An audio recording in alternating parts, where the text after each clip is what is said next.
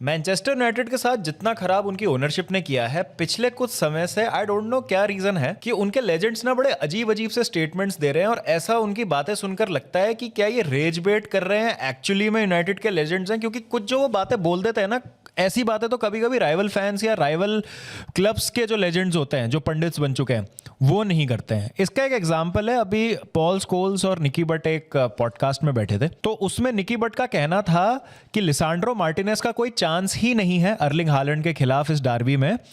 Toddler शब्द का इस्तेमाल किया था, ये शब्द इस्तेमाल किया था कि बच्चे की तरह हालैंड बुली करेंगे लिसांड्रो मार्टिनेज को और उनको उठा के पटक देंगे और यहां तो कोई चांस ही नहीं है कि मैनचेस्टर यूनाइटेड किसी भी तरीके से कुछ कर सकती है इस मैनचेस्टर डार्बी में। रॉय कीन ने बात की माइकल कैरिक की, क्योंकि एक बार बहुत पहले जब रॉय कीन पंडित बने थे नए नए, तो उन्होंने माइकल कैरिक के किसी गेम के बाद उनकी क्रिटिसिज्म कर दी थी। तो माइकल कैरिक की वाइफ ने ट्विटर पे डाल दिया था कि रॉय कीन भाई आप लेजेंड हैं, आप ऐसे कैसे माइकल कैरिक के बारे में बोल सकते हैं। उस चीज का जिक्र भी फिर से रिसेंटली किया था रॉय कीन ने, जब माइकल कैरिक दोबारा से अभी मैनेजर बने हैं मैनचेस्टर यूनाइटेड के।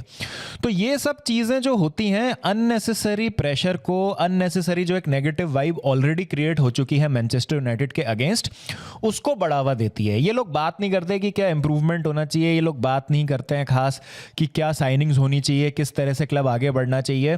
जो खराब हो गया है उसमें और ये आग में घी डालने वाला काम करते हैं। और जैसा हमने मोहक के साथ भी ZBK पे एक पॉडकास्ट किया था, आप जाके चेकआउट कर सकते हैं, लिंक आपको मिल जाएगा उसका।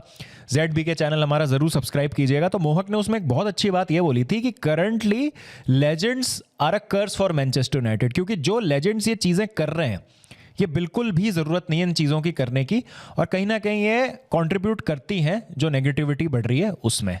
लेकिन आज जिस तरीके से मैच हुआ है और मैनचेस्टर यूनाइटेड ये मैच 2-0 जीती है। 2-0 तो क्या जीती है Manchester United, flattering to deceive वाली स्कोर लाइन है ये, अगर हम 2-0 की बात करें। 2-0 क्यों जीती है मैनचेस्टर यूनाइटेड, या सिर्फ 2-0 ही क्यों जीती है मैनचेस्टर यूनाइटेड? क्योंकि Donnarumma had a phenomenal game. Donnarumma का बहुत ही जबरदस्त गेम था आज। और उसके अलावा मैं दूसरी बात कहूं तो 3 गोल ऑफसाइड से रूल आउट हुए हैं मैनचेस्टर यूनाइटेड के, और 2 बार उन्होंने फ्रेम ऑफ द गोल पे मारा है, वुडवर्क बजाया है। आज इजीली 4-0 या 5-0 टाइप की स्कोर लाइन हो सकती थी। एक ऐसा मैच जहां पे आपने पेप की मैन सिटी को, जहां पे मोस्टली सारे प्लेयर्स खेल रहे थे, उनको 0.5 का भी XG क्रिएट नहीं करने दिया, जहां पे डोकू, सेमेन्यो, फोर्डन, हाफ टाइम के बाद रायन चेरकी, अर्लिंग हालैंड जैसे खिलाड़ी खेल रहे हैं, बर्नार्डो सिल्वा है, बाद में तो राइंडर्स वगैरह भी आ गए थे। तो इस तरीके की अगर आप फ्रंट लाइन के अगेंस्ट 0.5 XG भी कंसीड नहीं कर रहे हैं, और इससे पता चलता है कि आपकी कितनी जबरदस्त परफॉर्मेंस थी। और 2-0 मेरे ख्याल से जस्ट अबाउट जस्टिफाई करता है मैनचेस्टर यूनाइटेड की डोमिनेशन को। बहुत ज्यादा स्कोर लाइन होनी चाहिए थी, बहुत ज्यादा डिफरेंस होना चाहिए था मैनचेस्टर यूनाइटेड जिस तरह से ये मैच जीते हैं। तो यूजुअली मैं फेवर में नहीं होता हूं कि प्लेयर्स ना ज्यादा शोर मचाएं ऑफ द फील्ड, जो सोशल मीडिया पे आजकल चलता है। मैं ज्यादा उसमें भरोसा नहीं रखता हूं, मैं ज्यादा उसमें विश्वास नहीं करता हूं। मैं सोचता हूं कि भाई क्यों किसी से पंगे लेने फालतू में, क्यों इस सब चीजों को बढ़ावा देना। लेकिन अगर मैं मैनचेस्टर यूनाइटेड फैन होता तो मैं उम्मीद करता कि लिसांड्रो मार्टिनेज कोई ना कोई स्टोरी जरूर डालें इस चीज का जवाब देते हुए। बहुत अच्छी बात की है उन्होंने, अपनी परफॉर्मेंस से जवाब दिया है, लेकिन कभी कभी ना आप ऐसे अननेसेसरी क्रिटिसिज्म नहीं ले सकते हैं। और एक ही तरीका था इस चीज को गलत साबित करने का, लेजेंड्स जो फालतू क्रिटिसिज्म कर रहे थे उसका मुंह तोड़ जवाब देने का, और मैनचेस्टर यूनाइटेड ने वही किया है आज। और मैन सिटी को एक तरफा लताड़ के शानदार 3 पॉइंट तो हासिल किए ही हैं, और ऐसा लग रहा है कि एक बहुत बड़ा डेंट मार दिया है मैनचेस्टर सिटी की टाइटल होप्स में। तो मैच की अगर आप बात करेंगे तो काफी एक इंटरेस्टिंग लाइनअप खिलाई थी माइकल कैरिक ने, जहां पे कूनिया स्टार्ट नहीं कर रहे थे, मेसन माउंट स्टार्ट नहीं कर रहे थे, बेंजामिन शेशको स्टार्ट नहीं कर रहे थे। आप कह सकते हैं कि सारे ही off the ball hard working players को खिलाया, जैसे आप पैट्रिक डोरगू की बात कर ले, अमाद डियालो की बात कर ले। 3 मैन मिडफील्ड खिलाई आज कैसेमीरो, कोबी मैनू और ब्रूनो फर्नांडिस की। कोबी मैनू और कैसेमीरो के होने से एक चीज ये बहुत अच्छी थी कि ब्रूनो को आज फ्री रोल मिल रहा था। जो हम ब्रूनो को देखते हैं ना कि उनका बेस्ट कहां पे आता है, वो उनका फ्री रोल में ही आता है, कि उनको आप बांधिए मत, कि उनको आप कहिए डीप खेलिए या एक पॉकेट में खेलिए। ब्रूनो को अपने हिसाब से पूरे फील्ड पे रन करने दीजिए, और वो बिल्कुल कंडक्टर की तरह चलाएंगे पूरे मैच को, और आज वही हुआ। ब्रूनो की भी परफॉर्मेंस पे मैं आऊंगा, बट डोरगू थे लेफ्ट में, राइट में अमाद थे, आगे मैं खेल रहा था। एफकॉन के आने के बाद काफ़ी इंपॉर्टेंट था कि मैं आते ही फॉर्म पकड़ूं, तो मेरी परफॉर्मेंस भी काफ़ी अच्छी थी। बट आप अगर देखेंगे आज तो इंटेंसिटी बहुत ज़्यादा थी मैनचेस्टर यूनाइटेड की, और एक ये चीज़ थी कि Manchester United just wanted it more. Match की शुरुआत से ही टोन सेट कर दिया था मैन यूनाइटेड ने। आई थिंक तीसरे या चौथे मिनट में कॉर्नर से एक बहुत अच्छा चांस मिला था हैरी मैगवायर को। अनलकी रहे वो वहां पे कि पोल के लग के आ गई, और मैं भी फिर वहां पे मौजूद नहीं था रिबाउंड पे, वरना तो 1-0 वहीं पर ही हो जाता। बट साइंस वर क्लियर कि यहां पे मैनचेस्टर यूनाइटेड मैच जीतने आया, ऐसा कोई सिट बैक नहीं करने वाले, कोई डैमेज लिमिटेशन मोड में नहीं आया, कोई डर नहीं रहे हैं वो मैन सिटी से, और आके वो अपनी फुटबॉल खेलेंगे। और आई थिंक वही हुआ। शुरू में डिएगो डालो मेरे हिसाब से थोड़ा सा लकी थे। I think it was a red card, क्योंकि इससे ज्यादा सॉफ्ट टैकल को हमने रेड कार्ड देते हुए देखा है रेफरीज को। कायसेडो का भी सिमिलर सा टैकल था, फिर ये आती है कि वो ब्रश करके गया है, ग्लांस करके गया है, ऐसा फुल ऑन फ्लश नहीं पड़ा था, बिल्कुल इंटेंसिटी इतनी नहीं थी कि पैर टूट जाएगा। अब इतनी ज्यादा सब्जेक्टिविटी आ जाती है ना इस चीज में, फिर मुझे नहीं पता भाई क्या सही होता है क्या गलत होता है। आई थिंक इससे ज्यादा सॉफ्ट टैकल के लिए फ्रैंकी डियोंग को रेड कार्ड मिल गया था एल क्लासिको में। तो across the board, across Europe बहुत ज्यादा इनकंसिस्टेंसी है रेफरिंग में, बट ठीक है, Fortune favouring the brave. Manchester United वहां लकी रहते हैं, डायलो को रेड कार्ड नहीं मिलता। मेरे हिसाब से तो रेड कार्ड होना चाहिए था, तो मैच का रुख ही बदल जाता। But apart from that silly mistake और एक दो ऑफेंसिव मिस्टेक्स जहां पे डिसीजन मेकिंग और बेहतर हो सकती थी डिएगो डालो की, उनका गेम भी मुझे लगा कि for the most part 20 minute के बाद वो भी अच्छा ही खेले। और सारे ही प्लेयर्स, आप एक भी मैनचेस्टर यूनाइटेड प्लेयर के लिए आज नहीं कह सकते कि उसने खराब परफॉर्मेंस दी हो या सबपार परफॉर्मेंस दी हो। Casemiro was a close second for me man of the match के लिए, जिस तरीके से वो डिसरप्ट कर रहे थे। और एक कॉन्शियस प्लान था मैनचेस्टर यूनाइटेड का कि नैरो डिफेंड करना है, कॉम्पैक्ट रखनी है अपनी लाइंस, बिल्कुल भी स्पेस नहीं देनी है मैन सिटी को। जो लेट रन्स बनाते हैं इनके जो अटैकिंग मिडफील्डर है, जैसे फोर्डन हो गए, बर्नार्डो सिल्वा हो गए, वहां पे आके वो हालैंड को फीड करने की कोशिश करते हैं। जो सीक्वेंस ऑफ प्ले बनते हैं मैन सिटी के टाइट स्पेसेस में, वो उन्होंने नहीं करने दिया। उन्होंने रिस्क लिया कि भाई लेफ्ट साइड में लूक शॉ, राइट साइड में डिएगो डालो, आपके दोनों जो विंगर्स हैं, लेफ्ट पे डोकू, राइट पे सेमेन्यो, बहुत अच्छे हैं दोनों 1v1s में। आप इनको कहिए कि ये टेक ऑन करके अगर कुछ वहां से क्रिएट कर ले तो ठीक है, हमें कोई प्रॉब्लम नहीं है, लेकिन हम सेंट्रली तो आपको कुछ नहीं करने देंगे, सेंट्रली तो आपको बॉल बिल्कुल नहीं चलाने देंगे। टाइम एंड अगेन आप देख रहे थे कि जिस तरीके से मैनचेस्टर यूनाइटेड सेकंड बॉल्स जीत रहे थे, बॉल को बहुत अच्छे से रिसाइकिल कर रहे थे। ब्रूनो फर्नांडिस उसका एक बहुत बड़ा पार्ट थे, जहां पे बार बार गोल स्कोरिंग पोजीशंस में आ रही थी मैनचेस्टर यूनाइटेड। बहुत बार ऐसा हुआ कि ऑलमोस्ट ऑफसाइड ट्रैप ब्रेक कर ही दिया था उन्होंने, मैन सिटी का प्रेस ब्रेक करके रिलीज कर दिया था अपने फॉरवर्ड्स को। बट वहां पे लकी रहे मैन सिटी कि थोड़े थोड़े मार्जिन से ऑफसाइड गोल हो रहे थे और रूल आउट हो रहे थे। एक बार अमाद का हुआ, एक बार ब्रूनो फर्नांडिस का हुआ, और 0-0 पे जाता है स्कोर हाफ टाइम पे। एक चांस मिला था सेट पीस से मैन सिटी को, उसके अलावा कुछ भी नहीं हुआ। और मोर ऑफ द सेम हमने देखा सेकेंड हाफ में। ऑल्दो कुछ टैक्टिकल ट्वीक्स करने की कोशिश की पेप गार्डियोला ने, बट उनसे भी ज्यादा कुछ फर्क पड़ा नहीं।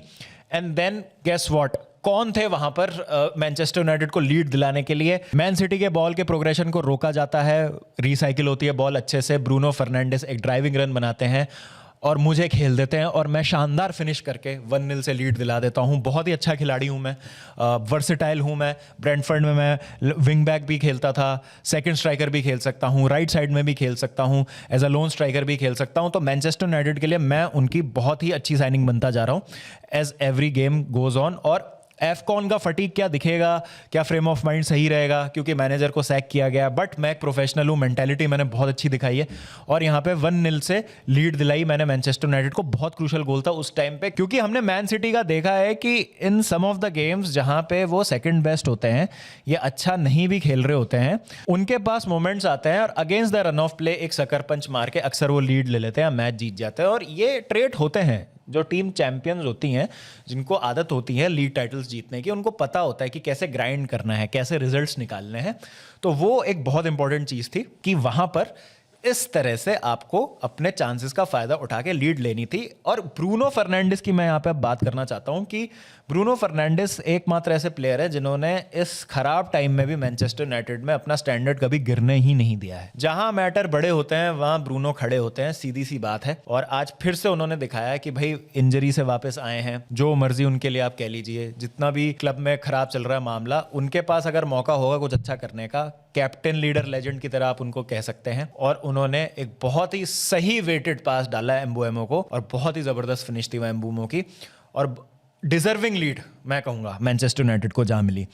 उसके बाद जो दूसरा गोल आया, बहुत अच्छे सब्स्टिट्यूशंस थे कैरिक के, मतायस कूनिया असिस्ट देते हैं पैट्रिक डोरगू को, और आप कह सकते हैं कि डोरगू ने जिस तरीके से कैच किया, आई थिंक रिको लुइस थे और नेथन आके थे, उनके बीच में से आके मतलब आराम से आ रहा था क्रॉस, और रिको लुइस को 10 टाइम्स आउट ऑफ 10 उसको क्लियर करना चाहिए, फर्स्ट टाइम क्लियरेंस होती है, लेकिन पैट्रिक डोरगू की उस ललकता की, उस लालसा की, उस बॉल तक पहुंचने की, उस चाह की हमें तारीफ करनी पड़ेगी कि किस तरीके से उस बंदे ने इंटेंसिटी दिखाई, और वो उस मैच का आप कह सकते हैं समराइज करने वाला पॉइंट था। इंटेंसिटी मैन यूनाइटेड की ज्यादा थी, and man United simply wanted it more today, कि आज हमें जीतना है भाई। और उसके अलावा आप देखें तो इतने सारे चांसेस थे, एम्बुएमो को एक चांस मिला था, कैसेमीरो का एक बहुत तगड़ा सेव किया था, डोनारूमा ने डबल सेव ऑफ सॉर्ट्स था वो, तो बहुत ऐसे चांसेस मिले थे जहां डोनारूमा केम अप ट्रम्प्स और उन्होंने गोल होने नहीं दिया, और फिनोमिनल परफॉर्मेंस थी उनकी, तब जाके 2-0 जीते। एक मेसन माउंट का गोल था, उसका तो रिप्ले ही नहीं दिखाया हमको,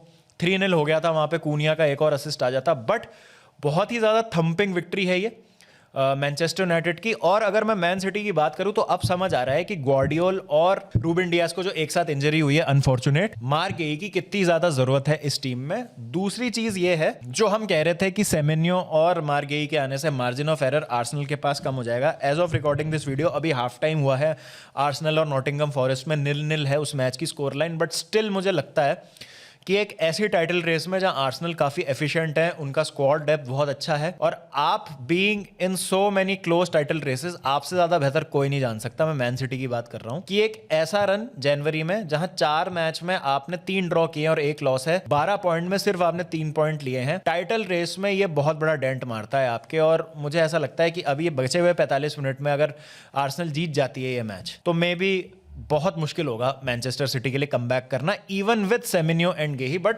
funny things happen in football, हम कुछ कह नहीं सकते। ये मैच देख के मुझे लग रहा है कि क्यों Manchester City will fall short this season of the title and Arsenal will lift the trophy in the end. But well done to Manchester United. और कमेंट्स में लोग इससे पहले बोले हैं कि भाई मैन सिटी ने हक दिया, वो तो मैन सिटी खराब खेली इसलिए मैनचेस्टर यूनाइटेड अच्छा खेल गई। देखिए, जब मैनचेस्टर यूनाइटेड हारती है तो हमेशा ये होता है कि भाई मैनचेस्टर यूनाइटेड तो बेकार टीम है, सामने वाली टीम ने उनको आउटप्ले कर दिया।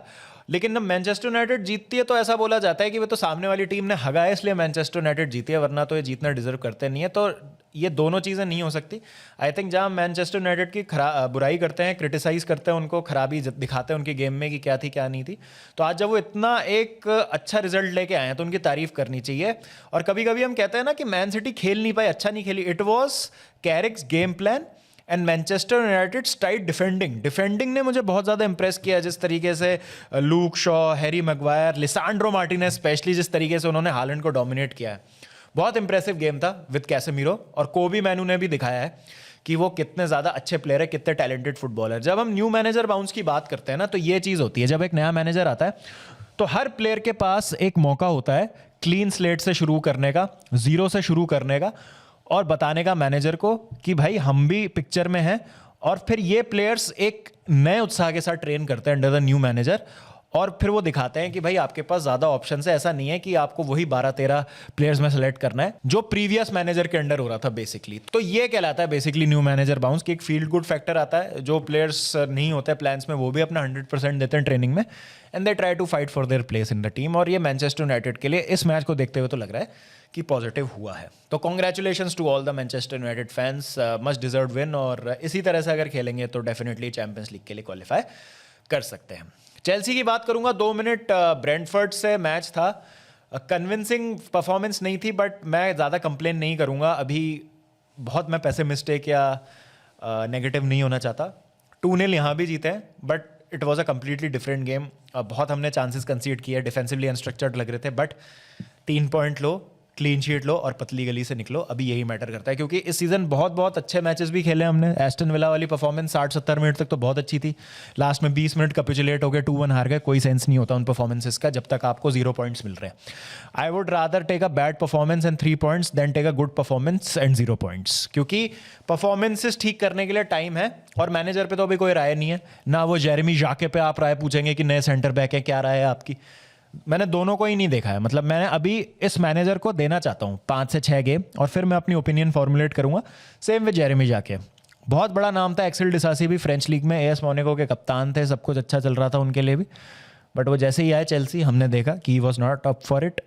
जेरेमी जाके हाँ पहले आया हुआ है लिंक आर्सेनल वगैरह से, बायर्न भी उनके पीछे थी, but I will manage my expectations और मैं अपनी होप्स बहुत ज़्यादा ऊपर नहीं लेके आऊँगा। पहले वो साइनिंग होने दो, फिर उसके बाद बात करते हैं।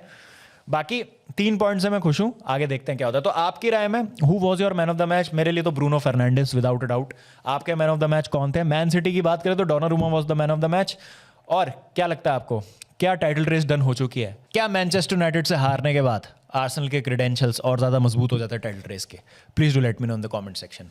तो मिलता हूं आपसे जल्दी, ध्यान रखिए जब तक अपना। ZBK को सब्सक्राइब कर दीजिएगा, क्रिकेट विद बाबा को सब्सक्राइब कर दीजिएगा। आज इंडिया न्यूजीलैंड का भी मैच है, उसकी भी बात करेंगे। मिलता हूं जल्दी, जब तक ध्यान रखिए अपना। Take care and piece.